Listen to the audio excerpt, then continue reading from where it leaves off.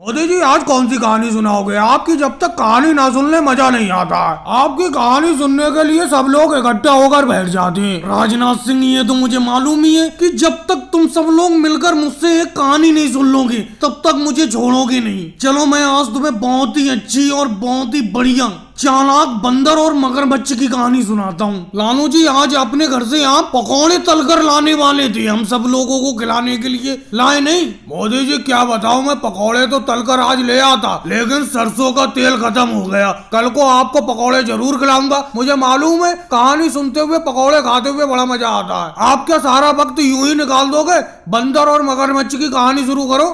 मामू जी तुम तो यूं ही बहाने बनाते रहती हो। चलो मैं कहानी सुनाना शुरू करता हूँ। एक जंगल था और उस जंगल में सारे पक्षी और जानवर मिलजुल कर रहते थे।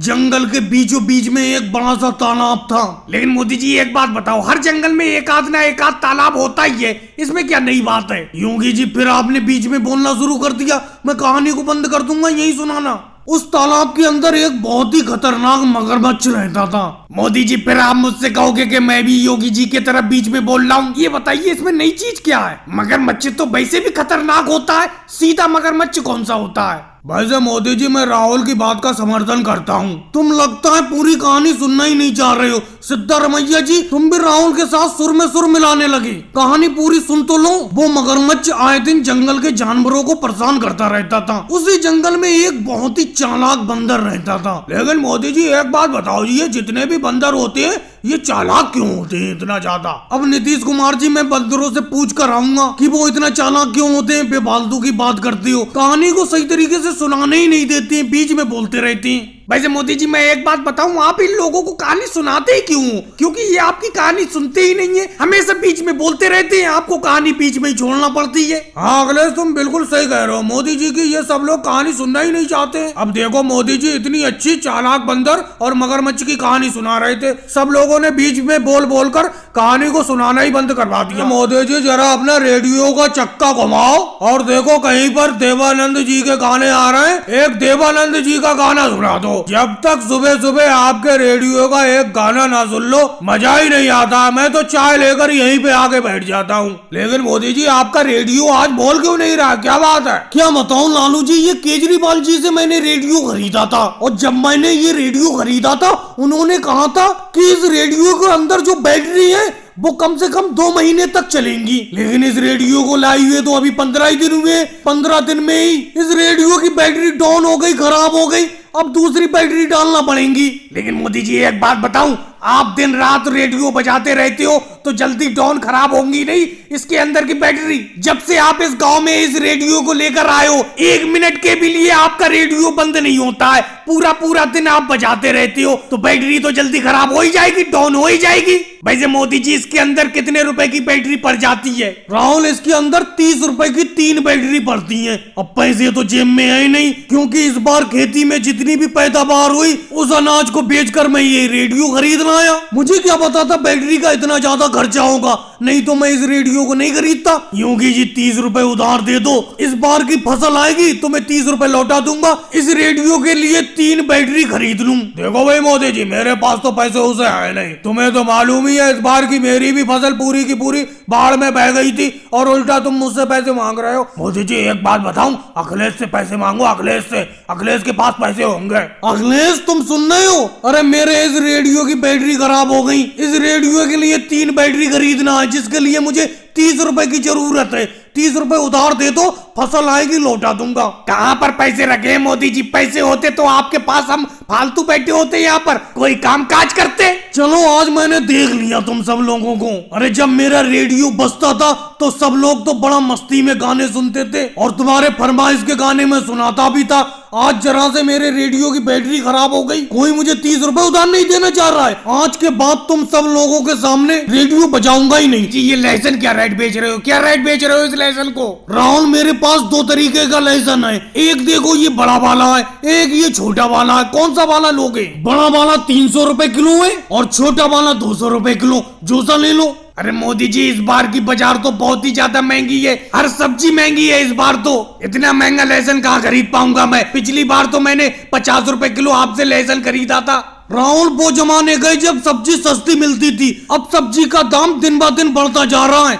लहसुन आज 300 रुपए किलो है, कल 400 रुपए किलो हो जाएगा जब आज नहीं खरीदोगे। योगी जी टमाटर क्या रेट बेच रहे हो? टमाटर केजरीवाल जी टमाटर तो बिल्कुल सस्ते लगा दिए, 300 रुपए किलो। अरे योगी जी 300 रुपए किलो टमाटर को आप सस्ता बता रहे हो, तो महंगा टमाटर कितने रुपए किलो होगा? लगता है केजरीवाल जी पिछले हफ्ते की गांव की बाजार में आप सब्जी खरीदने के लिए नहीं आए थे। पिछले हफ्ते की बाजार में मैंने टमाटर 400 रुपए किलो बेचा था, तभी तो कह रहा हूँ इस बार सस्ता बेच रहा हूँ। केजरीवाल जी आप ही बताओ, इतनी महंगी सब्जी कहाँ खरीद मिलेगी अपना लोगों से? अभी मैंने अखिलेश से आलू पूछे, आलू 80 रुपए किलो बेच रहा है ये अखिलेश, जबकि आलू 10-20 रुपए किलो बिकते थे हमेशा। लालू जी बहुत देर हो गई आपको मेरे पास बैठे बैठे, बताओ आलू खरीदना है तो बताओ, नहीं खरीदना है तो जाकर और कोई सब्जी खरीदो किसी के पास। अरे जा रहा हूँ भाई, जा रहा हूँ, इतनी महंगी सब्जी कौन खरीदेगा? क्या करें नीतीश कुमार जी, इतनी महंगी सब्जी खरीदे या घर चले? ये महंगाई तो आसमान छू रही है, इतनी महंगी सब्जी बिकते हुए मैंने बाजार में कभी नहीं देखा।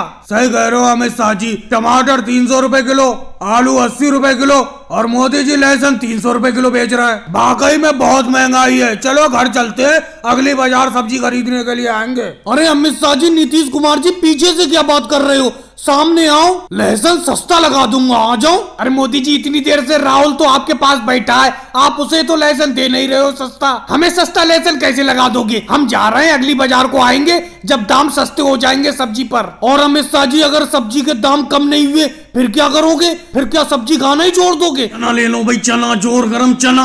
भाई साहब ये ट्रेन चलने ही वाली है, 5 मिनट यहाँ स्टेशन पर रुकेगी। ले लो सब लोग चना ले लो, 5-5 रुपए का चना ले लो। बहुत ही मशहूर चना है मेरा, जो भी एक बार खाता है वो अगली बार जब भी इस स्टेशन से गुजरता है तो उसकी निगाहें मुझी को देखेंगी। भाई साहब इतनी ज्यादा तारीफ ही कर ही रहे हो तो 2 रुपए का चना दे दो। भाई साहब कैसी बात कर रहे हो? 2 रुपए के चने तो आजकल बच्चा भी नहीं लेता है और तुम 2 रुपए के चने मांग रहे हो। कम से कम 5 रुपए के तो चने लो। अरे भाई साहब पहले मैं आपके चने खाकर तो देख लूं, अगर अच्छे हुए तो 5 क्या 10 रुपए के ले लूंगा। भाई साहब जिस तरीके से तुम बातों में वक्त निकाल रहे हो उस हिसाब से मुझे लगता है तुम चना खाना ही नहीं चाहते हो। थोड़ी देर में ये ट्रेन चल पड़ेगी। चलो मुझे दे दो 5 रुपए का चना। ये हुई ना बात, देखो चना इस तरीके से खरीदा जाता है। ये भाई साहब 5 रुपए का चना मांग रहे हैं। भाई साहब एक बात जरा और बताना, चने में प्याज ज्यादा डालूं या कम? अरे भाई साहब जितना ज्यादा प्याज डाल दोगे चने में उतना ही खाने में मजा आएगा। नमक कौन सा डालूं, सफेद वाला या काला वाला? नमक आपको जो सही लगे वो सा वाला डाल देना। लेकिन भाई साहब एक बात तो आपने बताई नहीं, चने में मिर्ची कैसे डालूं, ज्यादा या कम? भाई साहब मुझे कम मिर्ची खाना पसंद है, इसीलिए मिर्ची थोड़ी कम डालना। अच्छा एक बात तो मैंने पूछी ही नहीं, मिर्ची हरी वाली डालूं या पिसी हुई लाल वाली?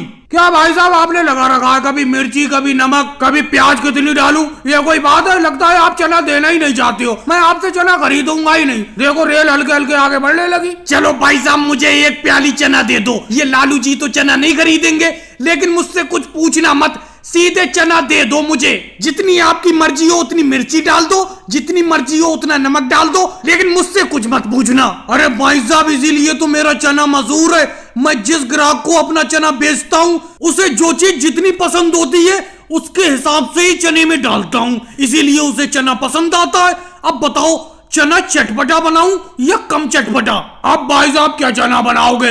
ये रेल तो चल पड़ी। ये रेल यहाँ पर 5 मिनट के लिए रुकती है। मुझे लगता है 5 मिनट में आप एक ही ग्राहक को चना दे पाते होगे। नहीं अखिलेश, मुझे लगता है ये 5 मिनट में भी एक ग्राहक को भी चना नहीं दे पाते होंगे, जिस तरीके से ये सवाल जवाब कर रहे हैं चने खरीदने वाले से। और भाई लोगों को वीडियो को लाइक करो, चैनल को सब्सक्राइब करो।